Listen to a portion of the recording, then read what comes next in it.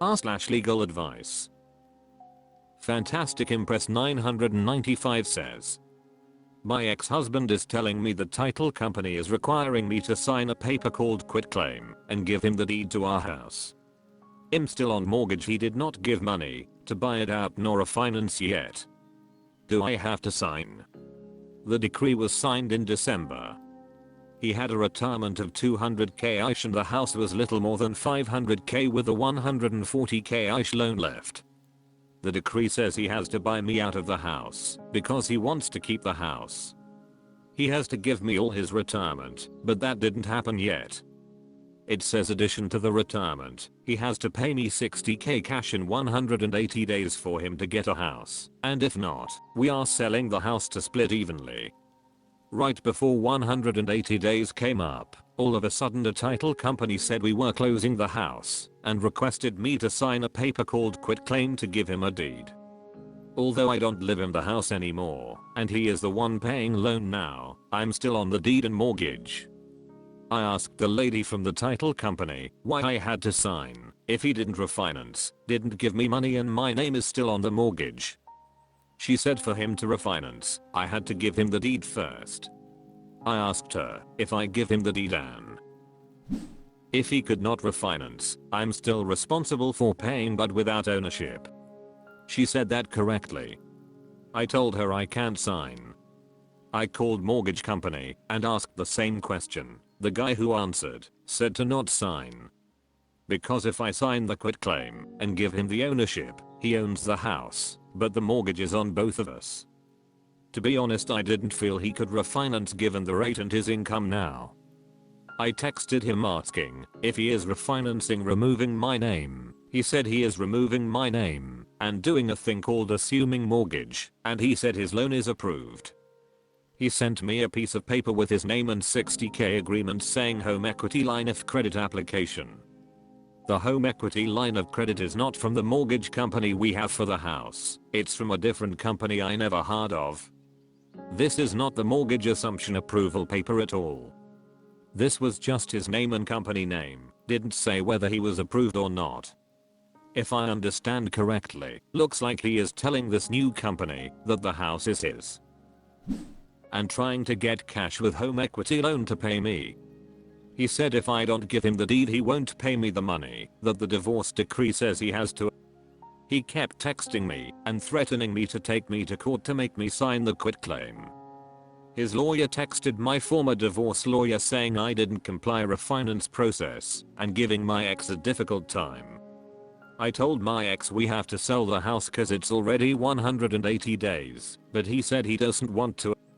Now he is saying a person who is requiring me to sign the deed is the title company. And I don't know why title company needs it. I'm not gonna say here. He also texted me something indicate he might hurt or kill me or himself. This is not direct, but the indication, so I cannot call police either. I'm scared. My former divorce lawyer is very helpful, nice guy, said the decree said to go to mediation if we don't agree, but my ex is refusing to go to mediation. This is Hawaii. Do I have to sign the quitclaim, and if so why? Adventurous Basis 280 says, absolutely do not sign a quitclaim. You would be giving up any rights to your equity without relieving any rights to owing the mortgage.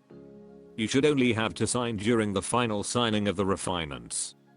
That is the only time you would sign anything, and it should be in exchange of you off the mortgage and you receiving the money. Sounds like he can't get the money and is trying to scam you. Push for the sale if he can't pay it. Fantastic Impress 995 says, okay, good to hear that I don't have to sign yet. Seriously, I have not seen any other document except this quitclaim. I will remind myself to not sign till closing.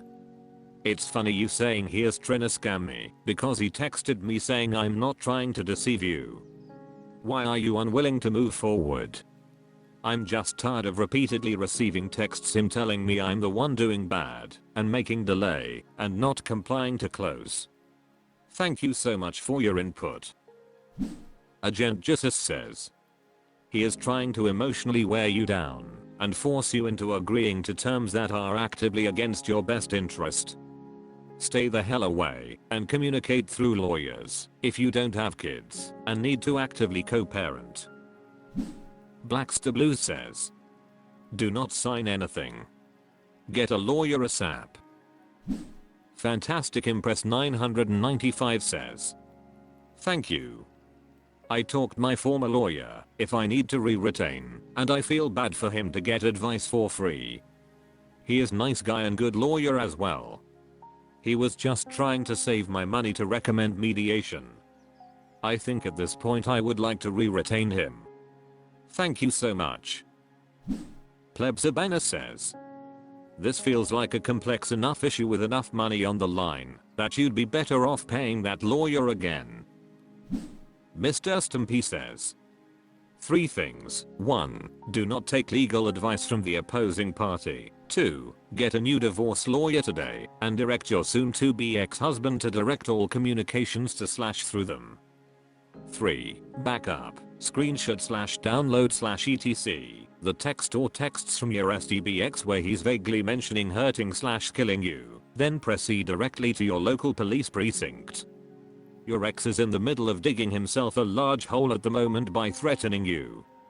If you feel threatened by him at all, call the National Domestic Violence Hotline, 800-799-7233. They're available 24/7. r/legal advice. Bwariafbus says, ex-fiance wants a 50/50 split on the house when he only paid $400 a month. Hi all, I 30 female, have broken up with my fiance 29 male, and we want to undergo the process of selling our house. We purchased in August 2020 and have an estimated equity of $205K. When discussing how we would divide the sale of the house, my ex stated he expects a full 50/50 split. Of the $2,200 monthly mortgage, I have paid $1,800 a month, and he had paid $400 a month. This does not include utilities, food and entertainment, Netflix, Hulu, etc., and other bills, all of which I have paid for completely.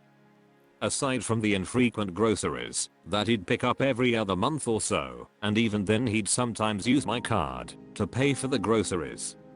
We both live in Utah, and the property is also in Utah. We were together for 7 years, but we never got married. From what I've been able to find on Google, I should receive larger than 50% of whatever we make from the house sale, because Utah allows you to receive the appropriate amount for what you actually contributed to the property. Is this correct?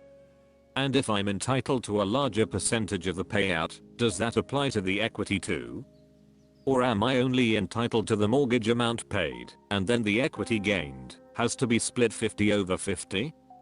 Any advice would be really appreciated. If he ends up with 50% of everything, I'm going to seriously regret ever agreeing to letting him go part-time and not paying his fair share, because working full-time bummed him out. He used to proudly brag to everyone that he doesn't have to pay for pretty much anything and just gets to sit around playing video games all the time. Now he doesn't even have the decency to give me back the money I paid into the house. Edit, we'll also be losing out on our current 2.5% interest rate. Just wanted to share how much that part sucks, haha. Can I get some FS in there? Eraldin88 says, from what I've been able to find on Google, I should receive larger than 50% of whatever we make from the house sale, because Utah allows you to receive the appropriate amount for what you actually contributed to the property. Is this correct? Equitable distribution doesn't apply because you weren't married and this isn't a divorce. If you're both on the deed, he's entitled to 50% by default. You'd have to prove that you had some other agreement to make up for the difference in what you were contributing to the property. Bwariafbus says, well done, that sure sucks. But lesson learned for the future. Thank you for your comment. It's good to know I don't have any protections for more than 50%. Throwaway 112121-2020 says. I would double check that. In some states you may be able to rebut that with proof of disparity in investment $, down payment, mortgage, etc. Definitely worth at least a consult with a real estate attorney. Probably would be free. Modernist Amphibian says. Is he on the deed? That's the most important question. Is he on the mortgage? That's the second most important. Don't bring in groceries and utilities, not relevant to the house. If he's not on the deed, then he was paying rent, and the house is yours, so I'll probably owe him nothing. If he is on the deed, then you and he need to come to an agreement or hire expensive lawyers for a long expensive court battle. It might be cheaper to give him 50%. At this point, if he's on the deed, you're entitled to whatever you can negotiate. Biwariafbus says. We are both on the deed and the mortgage. Would a lawyer really be more expensive in splitting things 50/50? I've never had to hire a lawyer before. Modernist Amphibian says.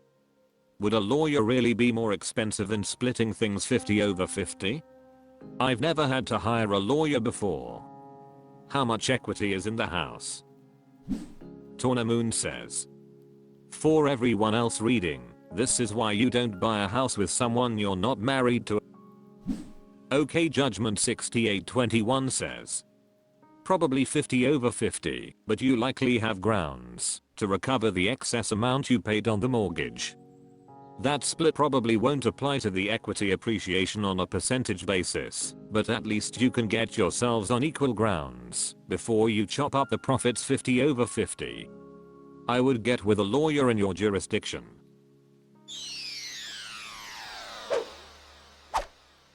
That's all for this video. Thank you for watching. Please subscribe.